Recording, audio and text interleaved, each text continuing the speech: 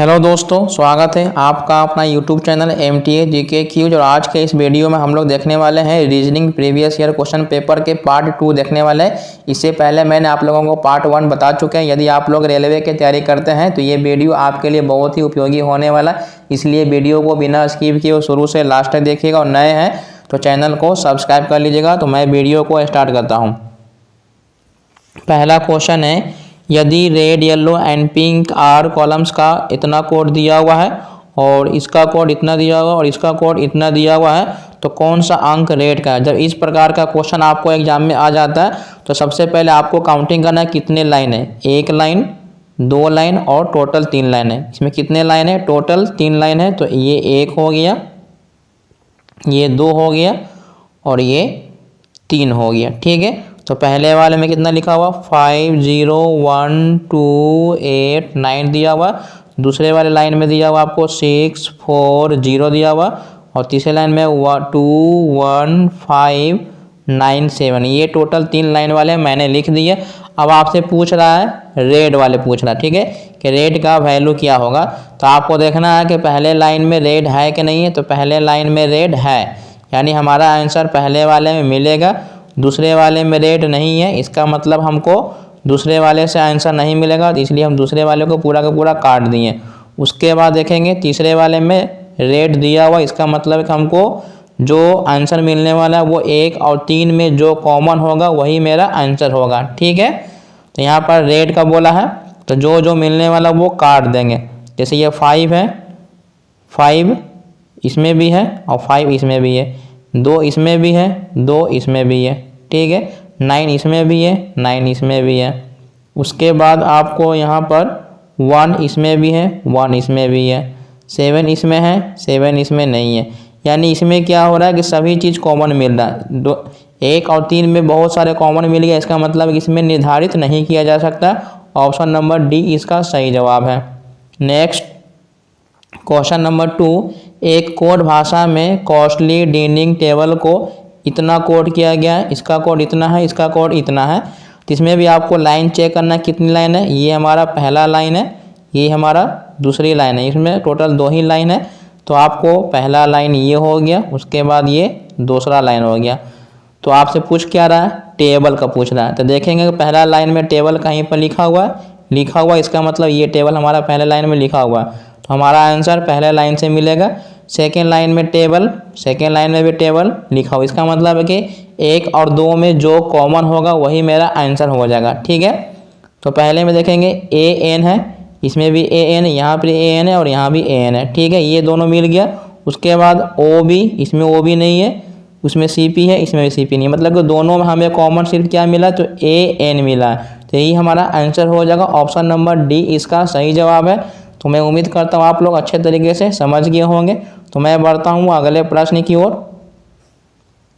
Question number 3, निम्नलिखित आकृति में त्रिभुजों की संख्या क्या होगी। ठीक है, ये त्रिभुज की संख्या बताना कि इसमें टोटल कितने त्रिभुज है।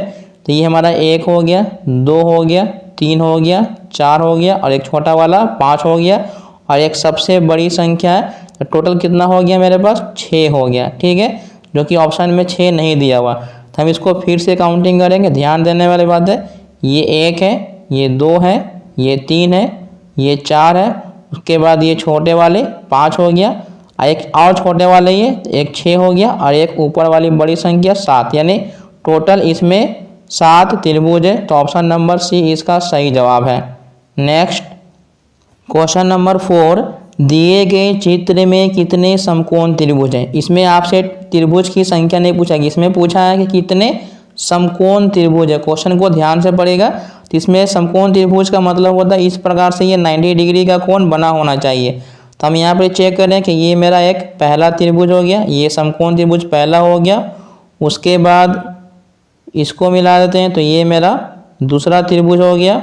उसके बाद यहाँ पर एक देखने वाले इस प्रकार से ये मेरा त्रिभुज बना और एक ये बना, मतलब कि टोटल इसमें 4 समकोण त्रिभुज बनने वाला, जो कि ऑप्शन नंबर बी इसका सही जवाब है। Next question number 5, question number 5 है, निम्नलिखित आकृति में से सही जल प्रतिबिंब का चयन करना।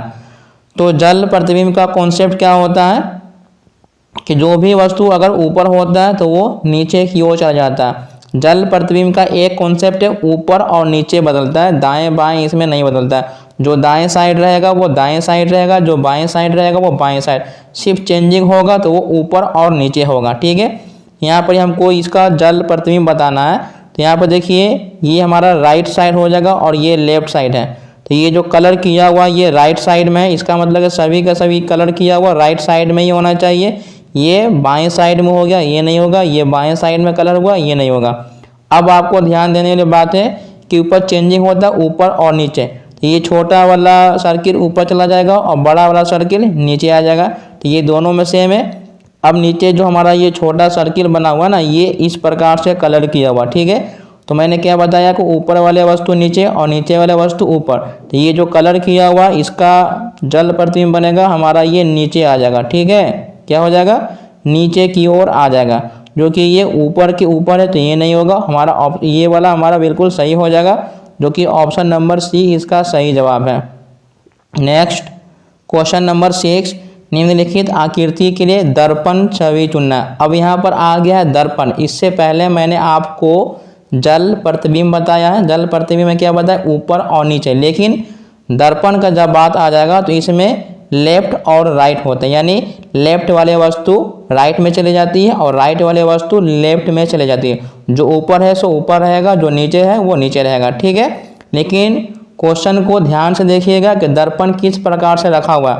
अगर दर्पण इस प्रकार से खड़ा है तब आपका लेफ्ट और राइट होगा।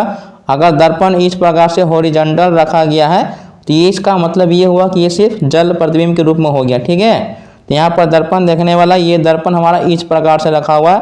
इसका मतलब ये हुआ कि ये हमारा जल प्रतिबिंब की तरह ही बनेगा, ऊपर वाले वस्तु नीचे और नीचे वाले वस्तु ऊपर चले जाएंगे। तो ये तो होगा नहीं, ये भी होगा नहीं, इसमें कलर किया हुआ ये होगा नहीं। ये वाला मेरा बिल्कुल सही जवाब है, ऑप्शन नंबर ए इसका सही जवाब है। नेक्स्ट क्वेश्चन नंबर 7, 6:25 पर घंटे और मिनट की सुई के बीच के न्यून कोण क्या होगा। यहाँ पर आपको कोण बताना है, कितना टाइम बज रहा है तो इसके बीच में कितना कोण बनेगा। ठीक है, तो कोण के लिए मैंने आपको बताया है फार्मूला, किसको याद रखिए, ये रामबाण फार्मूला 30h - 11/2m। h का मतलब होता है घंटा और m का मतलब होता है मिनट। ठीक है, तो ये 30 और h का मतलब यहाँ पर आपको 6 हो गया, -11/2 गुने यहाँ पर हो जाएगा 25। ठीक है, 30 में 6 से गुना करेंगे तो कितना हो जाएगा, 180 हो जाएगा। -25 में 11 से गुना करेंगे तो ये हमारा हो जाएगा 275 और डिवाइड बाई 2 हो जाएगा। ठीक है, तो 275 को हम क्या करेंगे, डिवाइड करेंगे। कितना था मेरा, 180 - 275 और डिवाइड बाई 2 हो। ठीक है, ये 180 माइनस 2 से भाग देंगे तो 1, 2 तिहाई 6, 2 सत्ते 14 और ये 5, यानी 180 में से हमको ये घटा देना। तो 180 में से अगर हम 137.5 घटाएंगे तो ये 5 के 5 हो जाएगा, 9 में से 7 जाएगा तो 2 हो जाएगा, 7 में से 3 जाएगा तो 4 हो जाएगा, यानी 42.5 डिग्री इसका राइट आंसर है, जो कि ऑप्शन नंबर सी इसका सही जवाब है। नेक्स्ट क्वेश्चन नंबर 8, घड़ी में 2:41 पर घंटे की सुई और मिनट की सुई द्वारा बने दो कोणों में से छोटा वाला कोण कितना डिग्री का होगा, ये आपको बताना है। तो मैंने आपको सेम क्वेश्चन पिछले प्रश्न में बताया, तो आप लोग पहले वीडियो को पॉज कीजिए, खुद से बनाने की कोशिश कीजिएगा। तो मैंने आपको क्या बताया है कि एंगल निकालने के लिए फार्मूला होता है 30h - 11/2m, ये मैंने बताया फार्मूला। तो यहाँ पर ये 30 × 2 माइनस 11 × 41 और डिवाइड बाई 2 हो जाएगा। 30 में 2 से गुना करेंगे तो 60 हो जाएगा। उसके बाद 41 में 11 से गुना करेंगे तो ये हमारा हो जाएगा 451 डिवाइड बाई 2 हो जाएगा। ठीक है, यानी 451 हो जाएगा। अब इसको हम डिवाइड कर लेते हैं, तो ये है 60 माइनस 451 डिवाइड बाई 2, ये 60 का 60 हो जाएगा, माइनस 2 दूनी 4, 2 दूनी 4, 2 5 10 0.5 यानी 225.5। यहाँ पर आपको ये नहीं देखना कि ये माइनस में आ रहा है, ठीक है, ये प्लस में आवे चाहे माइनस में आवे, आपको जो बड़ा होगा उसी में से घटाना है। तो ये 5 हो जाएगा, 12 में से 6 गया 6 हो जाएगा, और ये 1 यानी 165.5 डिग्री इसका राइट आंसर है, जो कि ऑप्शन नंबर बी इसका सही जवाब है। यदि आप लोगों को मेरा वीडियो अच्छा लग रहा है तो वीडियो को लाइक कीजिए, और नए हैं तो चैनल को सब्सक्राइब कीजिएगा, और साथ में बेल आइकन को दबाना ना भूलिएगा। तो मैं बढ़ता हूँ अगले प्रश्न की ओर। क्वेश्चन नंबर 9, दिए गए प्रश्न को पढ़ें और निर्णय लें कि निम्नलिखित में से कौन सा कथन प्रश्न का उत्तर देने के लिए पर्याप्त है। इसमें आपको प्रश्न दिया हुआ और कथन दिया हुआ, आपको बताना है कौन सा कथन मिला के इसका आंसर हो सकता है। तो प्रश्न में ए, बी, सी और डी के बीच सबसे कम उम्र का कौन है। कथन में ए डी और बी से बड़ा, यानी ए जो है वो डी और बी से बड़ा है, ठीक है। उसके बाद है सी ए से बड़ा है, तो सी यहाँ पर आ जाएगा। तो पूछ रहा है कि सबसे कम उम्र का कौन है, ठीक है। तो इसमें हमको पता नहीं चल रहा है कि ये डी छोटा है कि बड़ा है, बी, ये दोनों बराबर है। इसका मतलब है कि दोनों कथन मिलाने के बाद भी आपको पता नहीं चलेगा ना कि सबसे कम उम्र का कौन है। तो दोनों कथन पर्याप्त नहीं है, ऑप्शन नंबर ए इसका सही जवाब है। नेक्स्ट क्वेश्चन नंबर 10, इसमें आपको कथन और निष्कर्ष दिया हुआ है। मैं हर एक वीडियो में आप लोगों को 3 कॉन्सेप्ट को बताता हूँ कि इसको वेन डायग्राम के माध्यम से कैसे सॉल्व किया जा सकता है। तो पहला कॉन्सेप्ट क्या रहता है, सभी वाले। तो सभी वाले में क्या होता है कि इसमें एक छोटा सा सर्किल होगा जो बड़े सर्किल के अंदर आ जाएगा, तो ये सभी हो जाएगा। दूसरा मैंने क्या बताया है, कुछ कुछ वाले बताया मैंने, ठीक है। कुछ कुछ वाले में क्या होता है कि सर्किल जो होता है एक दूसरे को चैन की तरह इस प्रकार से रहेगा, ठीक है। तीसरा मैंने आप लोगों को क्या बताया है, तीसरा बताया है कोई नहीं, ठीक है। कोई नहीं वाला में क्या होता है कि इसमें जितना भी सर्किल होगा, कोई भी सर्किल एक दूसरे को टच में नहीं करेगा। तो यही 3 कॉन्सेप्ट होता है, सभी वाले में ये होता है, कुछ कुछ वाले में ये होता है, और कोई नहीं में कोई भी सर्किल एक दूसरे को टच नहीं करेगा। अब मैं क्वेश्चन को सॉल्व करने वाला हूँ वेन डायग्राम के माध्यम से।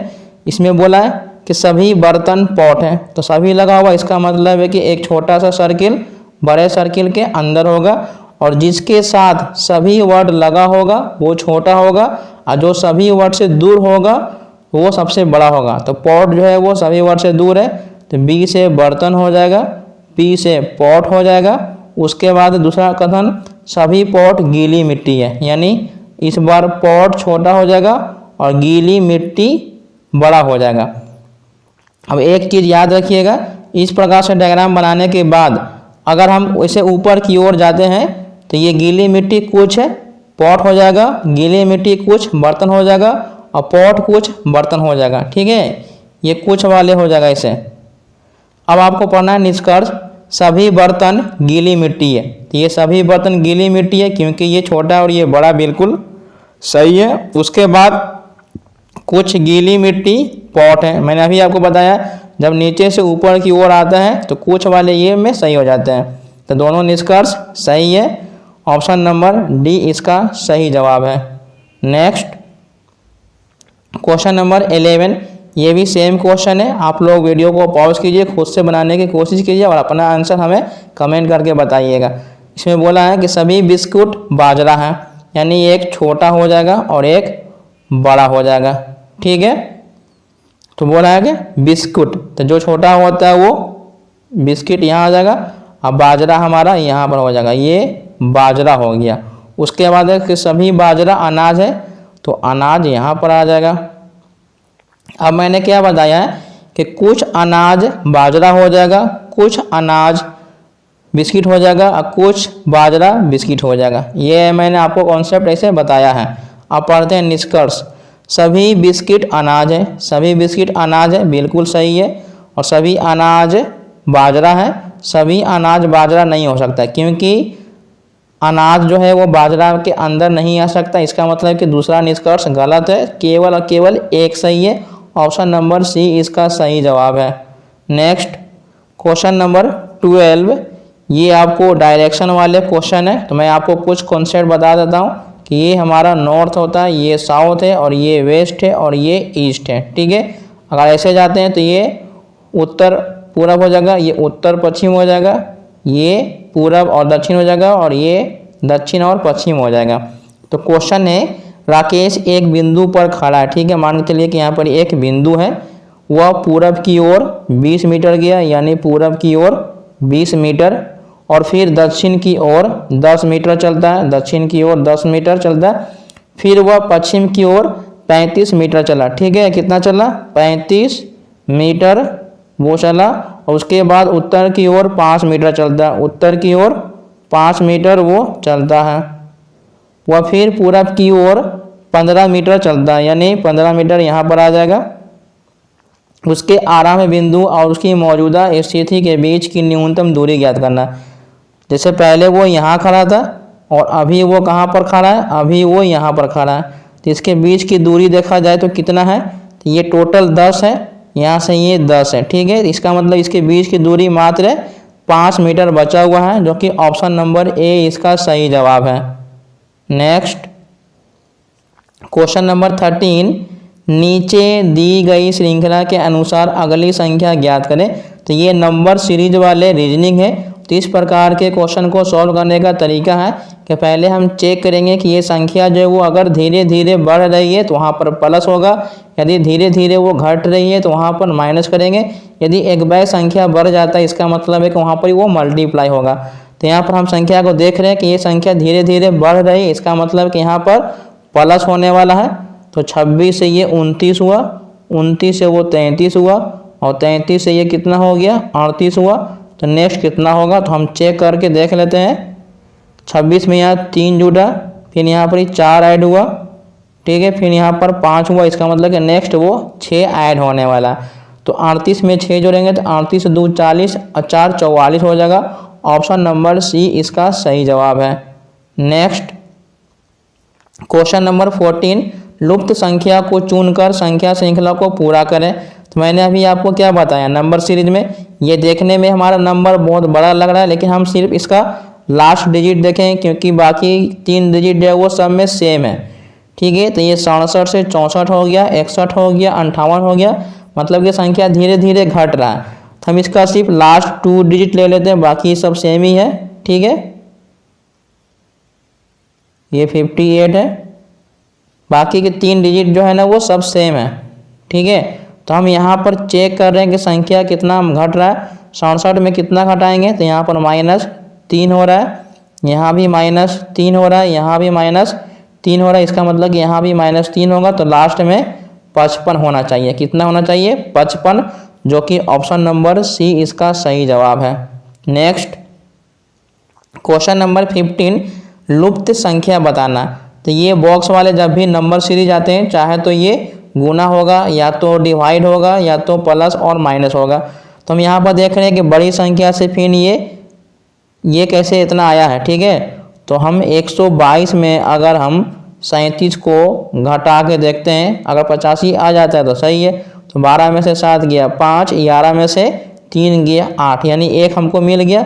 उसी प्रकार से हम 127 में से 48 घटा के देखते हैं, 17 में से 8 गया 9, 11 में से अगर 4 घटा देंगे तो 7, यानी हमें एक पैटर्न मिल गया है कि ये हमको माइनस कर देना। ठीक है, तो 105 में से अगर हम 66 माइनस करेंगे तो कितना आएगा? 15 में से 6 जाएगा तो 9 हो जाएगा, और 9 में से 6 जाएगा तो 3, यानी 39 आ जाएगा, जो कि ऑप्शन नंबर सी इसका सही जवाब है।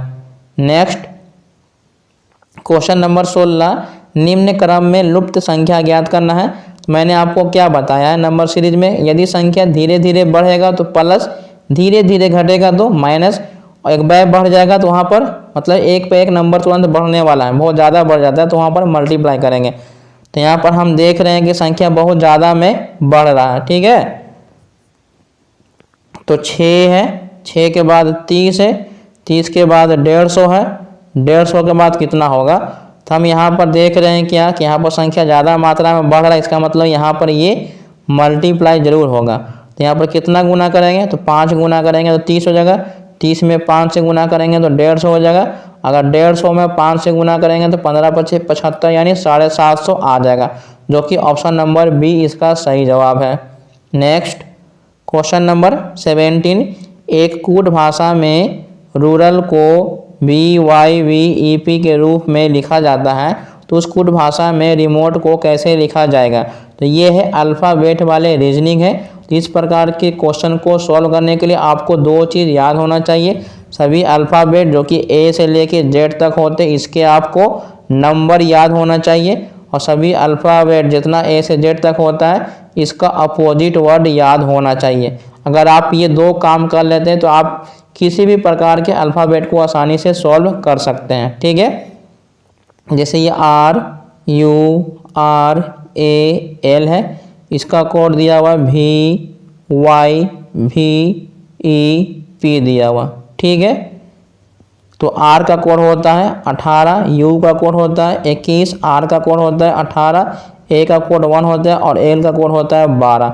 उसी प्रकार से V का कोड होता है 22, Y का कोड होता है 25, V का कोड होता है 22, E का कोड 5 और P का कोड होता है 16। तो 18 में 4 जोड़ें तो 22 हो गया, 21 और 4 25, 18 4 22, 1 और 4 5, 12 4 16, यानी सभी में 4 ऐड करने पर हमें ये पैटर्न मालूम हो गया कि सभी में 4 ऐड करना है। तो उसी प्रकार से REMOTE रिमोट है, तो सभी में क्या करना है 4 ऐड करना है। तो R का वैल्यू होता है 18, E का 5 होता है, M का 13 होता है, O का 15 होता है, T का 20 होता है और E का 5 होता है। ठीक है, तो हमको क्या करना है सभी में 4 ऐड करना है, क्योंकि हमें पैटर्न तो मालूम है कि सभी में 4 ऐड करना है, तो सभी में हम 4 ऐड कर देते हैं। 18 4 22, 18 4 कितना हो जाएगा 22 हो जाएगा, तो 22 का कोड V होता है। 5 4 9, 9 का कोड I होता है। 13 4 17, 17 कोड होता है Q का। 15 4 19, 19 होता है S का। 20 4 24, 24 होता है X। 5 4 9 इसका कोड होता है I, यानी लास्ट में XI है, उसके पहले S है। ऑप्शन नंबर C इसका सही जवाब है। ठीक है, मिला लीजिएगा बढ़िया से, ऑप्शन नंबर C इसका सही जवाब है। तो मैं उम्मीद करता हूँ आप लोग अच्छे तरीके से समझ गए होंगे। तो मैं बढ़ता हूँ अगले प्रश्न की ओर। क्वेश्चन नंबर 18, यदि एक विशेष भाषा प्लांट को QMBOU के रूप में कूटबद्ध किया जाता है, तो उसी भाषा में टोयोटा को कूट शब्द क्या होगा। ठीक है, ये भी सेम क्वेश्चन है, अल्फ़ाबेट वाला है। मैंने आपको क्या बताया है कि P है, L है, ANT प्लांट है। प्लांट का कोड आपको दिया हुआ है QMBOU, यही दिया हुआ है कोड।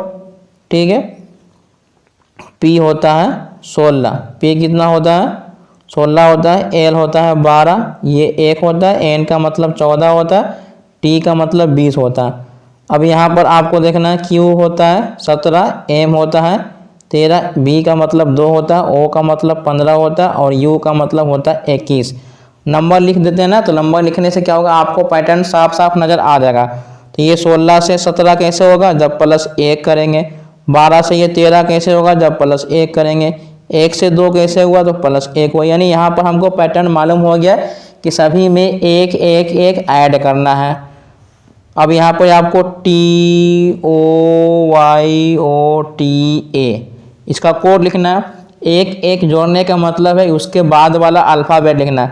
तो T का मतलब होता है 20, T का मतलब 20 होता है, O का मतलब 15 होता है, Y का मतलब 25, O का मतलब 15, T का मतलब 20 होता है, A का मतलब 1 होता है। और सभी में आपको क्या करना है, सभी में आपको 1 ऐड करना है। ठीक है, सभी में 1 ऐड करेंगे तो 20 में 1 जोड़ेंगे 21, 21 का मतलब होता है U। फिर अगर हम ये 15 में 1 जोड़ेंगे तो 16, 16 होता है P का। Y का मतलब 25 है, 25 1 26, Z हो जाएगा। 15 में 1 जोड़ेंगे तो 16 हो जाएगा। फिर ये 20 है तो ये U हो जाएगा, A के बाद B आता है, यानी UP ZP option number A इसका सही जवाब है। नेक्स्ट क्वेश्चन नंबर 19, यदि KIN को PRM लिखा जाता है तो THREAD यानी थ्रेड को आप किस प्रकार लिखेंगे, ठीक है। जैसे ये KIN है, इसका कोड दिया हुआ है PRM दिया हुआ। K का कोड होता है 11, I का कोड होता है 9, N का कोड होता है 14। उसके बाद यहाँ पर P का कोड होता है 16, R का कोड होता है 18, M का कोड होता है 13। तो एक बार आप ये भी चेक कर लीजिएगा, यदि अगर आपको जोड़ने पर 27 आ जा रहा, अगर आपको जोड़ने पर 27 आ जा रहा है, इसका मतलब है कि ये उसका अपोजिट लेटर दिया हुआ है, ठीक है। जैसे 9 में 18 जोड़ेंगे तो 27 आएगा, 14 में 13 जोड़ेंगे तो भी 27 आएगा। यदि जोड़ने पर 27 आ रहा है, इसका मतलब कि वो अपोजिट लेटर दिया हुआ है, ठीक है। तो आपको THREAD, तो T का उल्टा होता है अपोजिट लेटर G होता है। उसके बाद H का होता है S, R का होता है I, E का होता है V, A का होता है Z और D का होता है W। यदि आप लोगों को अपोजिट लेटर याद होगा तो आप आसानी से सॉल्व कर लीजिएगा, क्योंकि मुझे याद है तो मैंने डायरेक्ट आपको यहाँ पे लिख दिया है। याद रखिएगा, यदि जोड़ने पर 27 आ रहा है, दोनों लेटर को जोड़ने पर 27 आएगा, इसका मतलब वो एक दूसरे का अपोजिट लेटर है। तो GSI VZW, option number D इसका सही जवाब है। नेक्स्ट क्वेश्चन नंबर 20, इस वीडियो का ये लास्ट क्वेश्चन है। यदि आप लोगों को मेरा वीडियो अच्छा लग रहा है तो वीडियो को लाइक कीजिए और अपने दोस्तों के साथ शेयर जरूर कीजिएगा। यदि आप लोग रेलवे की तैयारी कर रहे हैं तो ये वीडियो आपके लिए बहुत ही उपयोगी होने वाला है, इसलिए वीडियो को बिना स्किप किए शुरू से लास्ट तक देखिएगा। यदि आप लोग मेरे चैनल पर पहली बार विजिट कर रहे हैं तो मेरे चैनल को सब्सक्राइब कर लीजिएगा और साथ में बेल आइकन को दबाना ना भूलिएगा। तो ये आपको एंगल निकालने के लिए क्वेश्चन में क्या है, 2:12 PM पर घंटे की सुई और मिनट की सुई के बीच का कोण कितना होता है। तो मैंने आपको इस प्रकार के क्वेश्चन को बता चुका है, इसलिए वीडियो को पॉज कीजिए, खुद से बनाने की कोशिश कीजिए और अपना आंसर कमेंट करके बताइएगा। तो एंगल निकालने के लिए फार्मूला मैंने क्या बताया है, 30H माइनस 11/2M। अब यहाँ पर ये 30 हो जाएगा, H का मतलब आपको 2 हो जाएगा, माइनस 11 गुने यहाँ पर आपको 12 दिया हुआ है, बटा में ये 2 है, तो ये 2 से काटेंगे तो 6 हो जाएगा, 30 दूनी 60 और माइनस 11 छक्का 66। अब जो बड़ा होता है उसमें से घटा देंगे तो 66 में से 60 जाएगा तो आपको 6 डिग्री आ जाएगा। कितना आएगा, 6 डिग्री, जो कि ऑप्शन नंबर बी इसका सही जवाब है। तो मैं उम्मीद करता हूँ आप लोगों को ये क्वेश्चन समझ में आ गया होगा और आपका सारा डाउट भी क्लियर हो चुका होगा। तो वीडियो को शुरू से लास्ट तक देखने के लिए बहुत बहुत धन्यवाद। Thanks for watching.